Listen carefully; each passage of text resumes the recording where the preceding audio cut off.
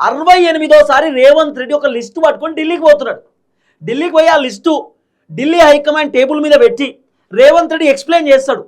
సారీగో వీళ్ళందరూ కాంగ్రెస్ పైన అసంతృప్తితో ఉన్నారు, అసహనంతో ఉన్నారు, వీళ్ళందరూ జీవన్ రెడ్డితో టచ్లో ఉన్నారు, జీవన్ రెడ్డి వీళ్ళతో మాట్లాడుతున్నట, పుసుక్కున వీళ్ళకు మనం పదవులు ఇవ్వకపోతే వీళ్ళు బీఆర్ఎస్ పార్టీలోకి వెళ్ళిపోతారు, వీళ్ళు జీవన్ రెడ్డితో పాటు కేసీఆర్ తోటి వెళ్ళిపోతారు, కేసీఆర్ వీళ్ళకి కండువ కప్తాడు, వీళ్ళు ఒకవేళ కాంగ్రెస్కి వెళ్ళిపోతే మాట్లాడేటోళ్ళు కూడా ఉండరు, ఇబ్బంది అవుతుంది, వీళ్ళు బలంగా మాట్లాడతారు, వీళ్ళు ఉండాలి, లేకపోతే ప్రాబ్లం అవుతుంది, వీళ్ళకి పదవులు ఇవ్వాల్సిందే అని చెప్పి రేవంత్ రెడ్డి ఢిల్లీ అధిష్టానానికి చెప్పడానికి 68సారి రేవంత్ రెడ్డి లిస్టు పట్టుకుని ఢిల్లీకి పోయిన అనేది వినబడుతున్నటువంటి చర్చ.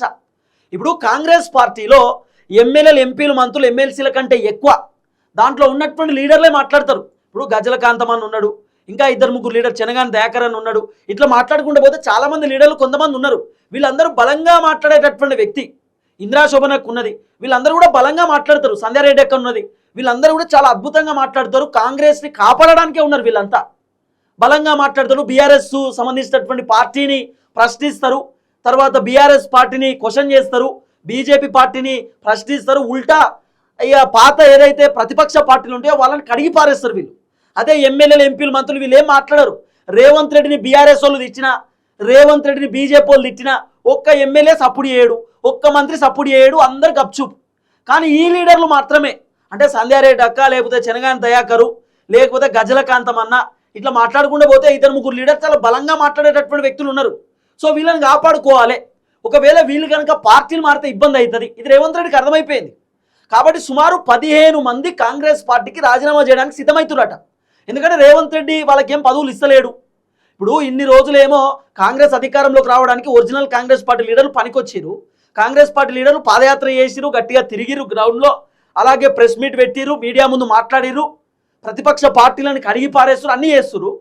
కానీ వీళ్ళకి పదవులు ఇస్తలేడు. ఈ పదవులు ఇస్తలేరు అనేటటువంటి విషయంతో వీళ్ళందరూ నారాజు అయిపోయారు లీడర్లు. ఇక మేము కాంగ్రెస్లో ఉన్నాం, మేము ఎంత చేసినా రేవంత్ రెడ్డి మాకు పదవులు ఇయ్యడు, మేము రేవంత్ రెడ్డిని పోగొడుతున్నాం, రేవంత్ రెడ్డిని ప్రతిపక్షంలో ఒక్క మాటను మేము 10 మాటలు ప్రతిపక్షంలో అంటున్నాం, రేవంత్ రెడ్డి పని ఈగ వాళ్ళని ఇస్తలేం, రేవంత్ రెడ్డికి చిన్నగా ఏమైనా ఇబ్బంది అయితే మేమే ముందుండి కొట్లాడుతున్నాం, అలాంటిది రేవంత్ రెడ్డి మమ్మల్ని పట్టించుకోడా, ఇక నేను రాజీనామా చేస్తా కాంగ్రెస్కి అని చెప్పి సుమారు 15-16 మంది రెడీ అవుతారు. ఈ పుసుక్కున్న 15-16 మంది కాంగ్రెస్ పార్టీకి రాజీనామా చేసి బీఆర్ఎస్లోకి పోయారు అనుకో, కాంగ్రెస్లో ఎట్లయితే బలంగా వీళ్ళు మాట్లాడిరో పనిచేసిరో బీఆర్ఎస్లో కూడా గట్టిగా బలంగా మాట్లాడి పనిచేస్తారు. కాబట్టి వీళ్ళు కాంగ్రెస్లోనే ఉండాలి, కాంగ్రెస్లో వీళ్ళని కాపాడుకోవాలని చెప్పి రేవంత్ రెడ్డి ఇప్పుడు ఉటావుటిన ఢిల్లీకి పోతున్నాడు. 68సారి ఢిల్లీకి పోయి అధిష్టానంతో డిస్కషన్, అధిష్టానంతో మాట్లాడుతున్నాడు. సారీగో ఈ 15 మందికి నామినేటెడ్ పదవులు ఇవ్వాలనుకుంటున్నా, ఇగో ఇది లిస్టు, వీళ్ళకి ఖచ్చితంగా ఇవ్వాల్సిందే, లేకపోతే ఇబ్బంది అవుతుంది, వీళ్ళు పుసుక్కున కాంగ్రెస్ పార్టీ నుండి బీఆర్ఎస్ పార్టీలో పోయారు అనుకో ఇజ్జత్ ఖరాబ్ అవుతుంది. ఆల్రెడీ జీవన్ రెడ్డి తోటి చాలా మంది లీడర్లు టచ్లో ఉన్నారట, సుమారు 15 మంది జీవన్ రెడ్డితో టచ్లో ఉన్నారట. మళ్ళీ 15 మంది జీవన్ రెడ్డితో చేతులు కలిపి కేసీఆర్ తానికి వేయరు అనుకో, కాంగ్రెస్ పార్టీని పొల్లు తిడతారు. వీళ్ళు అద్భుతంగా మాట్లాడే వ్యక్తులు వీళ్ళంతా, కాంగ్రెస్లో ఉన్నటువంటి కొంతమంది లీడర్లు ఎమ్మెల్యేల కంటే మంత్రుల కంటే అద్భుతంగా మాట్లాడతారు. గజలకాంతమన్న ఒక్కసారి మైక్ పట్టింది అనుకో పొట్టు మాట్లాడతాడు. ఆయన అద్భుతంగా మాట్లాడే వ్యక్తి, సబ్జెక్ట్ ఉన్నటువంటి వ్యక్తి. కాబట్టి ఇలాంటి వ్యక్తులకు ఖచ్చితంగా నామినేటెడ్ పదవులు ఇవ్వాల్సిందే. కాబట్టి రేవంత్ రెడ్డి వీళ్ళని కాపాడుకోవడానికి ఢిల్లీకి పోయి ఇప్పుడు ఢిల్లీలో మాట్లాడుతున్నాడు, సార్ వీళ్ళు వేటట్టురు, వీళ్ళని కాపాడాలి, ఇబ్బంది అవుతుంది. కాబట్టి రేవంత్ అని ఇప్పుడు కేసీఆర్ దెబ్బకు ఉలిక్కిపడి నామినేటెడ్ పదవులను భర్తీ చేద్దామనే ఆలోచనలో ఉన్నాడు. నామినేటెడ్ పదవులు మాత్రమే కాదు, దాదాపు 2-3 ఎమ్మెల్యేలు రాజీనామా కూడా సిద్ధమవుతారు. ఇప్పుడు రాజగోపాల్ రెడ్డి రాజీనామాకు రెడీ ఉన్నాడట, ప్రేమ్ సాగర్ రావు రాజీనామాకు రెడీ ఉన్నాడట, తర్వాత ఇబ్రాహీంపట్నం ఎమ్మెల్యే మల్రెడ్డి రంగారెడ్డి రాజీనామాకు రెడీ అవుతుండట. నాకు వద్దు ఈ పదవులు, నాకు మంత్రి పదవి కావాలి, నేను మంత్రి పదవికి ఫిట్టు. ఇప్పుడు పొంగులేటి శ్రీనివాసరెడ్డి పార్టీ మారిన వ్యక్తి, ఆయనకు మంత్రి పదవి ఎట్టిస్తారు. జూపల్లి పార్టీ మారిన వ్యక్తి, ఆయనకు మంత్రి పదవి ఎట్టిస్తారు. తుమ్మల నాగేశ్వరరావు పార్టీ మారిన వ్యక్తి, ఆయనకు మంత్రి పదవి ఎట్లిస్తారు. వివేక్ వెంకటస్వామి పక్క పార్టీలోకి వెళ్ళి వచ్చిన ఆయనకు మంత్రి పదవి ఎట్లిస్తారు. తర్వాత మొన్న రీసెంట్గా కూడా ఎమ్మెల్సీ ఇచ్చారు విజయశాంతికి, ఆమె పార్టీ మారినటువంటి వ్యక్తి. అంటే పార్టీ మారినటువంటి వ్యక్తులకు మంత్రి పదవులు ఇస్తారు, ఎమ్మెల్సీ పదవులు ఇస్తారు. మేము కాంగ్రెస్ పార్టీలో పుట్టి పెరిగి కాంగ్రెస్ కోసం పనిచేసినాం, కాంగ్రెస్ అధికారంలోకి రావడానికి క్రియాశీలక పాత్ర పోషించడం, మాకు ఎందుకు పదవులు రావు, మాకు మంత్రి పదవులు ఎందుకు ఇయ్యరు, అసలు మంత్రి పదవికి అర్హత లేనటువంటి వాళ్ళకి పదవులు ఇచ్చారు, మాకు అర్హత ఉంది, మాకు ఎందుకు ఇస్తలేరు, మొత్తం హైదరాబాద్లో ఒక్క మంత్రి పదవి లేదు నాకు కావాలని ఇబ్రాహీంపట్నం ఎమ్మెల్యే చెప్తున్నాడు.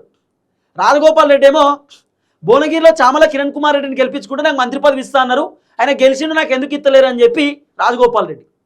ఆఖరికి ఇప్పుడు ప్రేమ్ సాగర్ రావు ఎవరినన్నా తీసేయరు నన్ను పెట్టురని ఆయన అంటున్నాడు. విజయశాంత్ ఏమో నాకు మంత్రి పదవి ఇవ్వకపోతే ఎమ్మెల్సీకి రాజీనామా చేస్తా, కాంగ్రెస్ కూడా రాజీనామా చేస్తా అని ఆమె. ఇప్పుడు అంత రాజీనామా పంచాయతీ నడుస్తుంది కాంగ్రెస్లో. అంటే నాకు పదవి ఇవ్వకపోతే రాజీనామా చేస్తా, ఈ పంచాయతీ నడుస్తుంది ఇప్పుడు. ఎందుకు కారణం ఏంటంటే మొత్తం మంత్రివర్గంలో ఫిట్ ఉన్నటువంటి వాళ్ళు చాలా తక్కువ మంది ఉన్నారు, అన్ఫిట్ అర్హత లేనటువంటి వాళ్ళు చాలా ఎక్కువ మంది ఉన్నారు. ఇప్పుడు మీరు చూడు 16 మంది మంత్రులు కదా, ఆ 16 మంది మంత్రులకు ఒక్కొక్కరికైనా వాళ్ళ పోర్ట్ఫోలియోని వాళ్ళు చక్కగా నడిపించేటటువంటి అవకాశం ఉందా? వాళ్ళ శాఖను వాళ్ళు సరిగ్గా నడిపించేటటువంటి వ్యవహారం ఉందా? లేదు. ఇరిగేషన్ శాఖ ఎవరు చూసుకోవాలి? ఉత్తమ్ కుమార్ రెడ్డి చూసుకోవాలి. రేవంత్ రెడ్డి ఇరిగేషన్ శాఖ చూసుకుంటాడు. ఆర్థిక శాఖ బట్టన చూసుకోవాలి, రేవంత్ రెడ్డి చూసుకుంటాడు. ఎవరి శాఖ వాళ్ళు చూసుకోవాలి కదా. వేరే వేరే శాఖలో వేరే వేరే మంత్రి పుల్లలు పెట్టుడు. అసలు వీళ్ళ శాఖలు వీళ్ళ గుర్తున్నాయా పోని? ఇదో పంచాయతీ. మొత్తానికి కేసీఆర్ దెబ్బకు రేవంత్ అన్న ఉలిక్కి పడుతున్నాడు. ఏం చేయాలో రేవంత్ అన్నకు అర్థమవుతలేదు. ఆగమాగం రేవంత్ అన్న పరిస్థితి. దగ్గర ఎంత కాదన్నా కూడా ఒక 15-16 మంది రాజీనామాకు రెడీ అవుతున్నారు. రేవంత్ అన్నకు సీన్ మొత్తం అర్థమైపోయింది. ఇప్పుడు కేసీఆర్ భారీ భారీగా సభ పెడుతున్నాడు. ఆ సభ పెట్టి సభలో జీవన్ రెడ్డి కనవ కప్పబోతున్నాడు. కనవ కప్పి జీవన్ రెడ్డిని ఆహ్వానించబోతుండు, పార్టీలోకి తీసుకోబోతున్నాడు. జీవన్ రెడ్డితో పాటు 15-16 మంది కాంగ్రెస్ పార్టీ లీడర్ టచ్లో ఉన్నారట. ఏమని? అన్న ఈ రేవంత్ రెడ్డి మన పదవులు ఏడు ఏమి ఏడు కానీ ఉండి వేస్ట్ దండగా మేము కూడా వస్తామే బీఆర్ఎస్లోకి అని చెప్పి జీవన్ రెడ్డితో టచ్. జీవన్ రెడ్డి కూడా ఈ లీడర్లతో మాట్లాడుతున్నట్టు, అన్న ఉండి వేస్ట్, ఆ కాంగ్రెస్లో వచ్చేయరి అని జీవన్ రెడ్డి. బీఆర్ఎస్లోకి వస్తే మంచి అవకాశాలు వస్తే, బీఆర్ఎస్ అధికారంలోకి వస్తే మీకు మంచి పదవులు ఇప్పిస్తా, కేసీఆర్తో మాట్లాడతాను జీవన్ రెడ్డి. ఈ కాంగ్రెస్ పార్టీ లీడర్లు ఏమో ఓకే మేము రెడీగా ఉన్నాం, రేవంత్ రెడ్డి మమ్మల్ని పట్టించుకోవడానికి రేవంత్ రెడ్డికి జలకిస్తారు. రేవంత్ రెడ్డికి అర్థమైపోయింది సీన్ అంతా. అందుకే రేవంత్ రెడ్డి ఢిల్లీకి పోతున్నాడు. కేవలం కేసీఆర్ దెబ్బకు రేవంత్ రెడ్డి ఉలిక్కి పడుతున్నాడు.